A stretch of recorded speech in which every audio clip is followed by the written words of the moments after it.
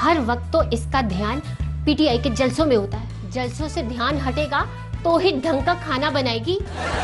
जिस किचन में ना है लीडर की तस्वीर लगी हो, वहाँ खाना ऐसा ही बन सकता है। खबरदार जो मेरे कायद नवाज शरीफ के खिलाफ कोई बात की तो।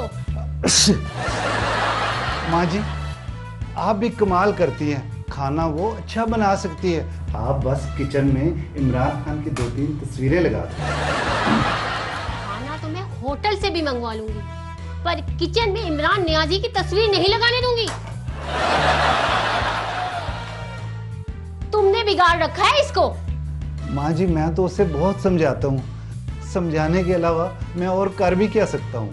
रोजाना सुबह दोपहर शाम नवाज शरीफ की तकरीरें इसको सुनाया करो। 10 दिन में अगर ये पीटीआई का नाम ना भूल गई तो मुझे कहना। अच्छा माँ जी, मैं उसे जाकर समझाता हूँ।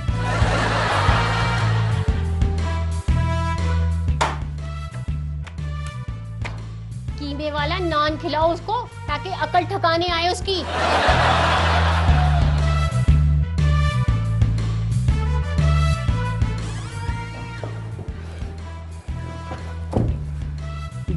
जब आएगा इमरान सबकी जान, बनेगा नया पाकिस्तान, बनेगा नया पाकिस्तान, बनेगा नया पाकिस्तान, बनेगा नया पाकिस्तान।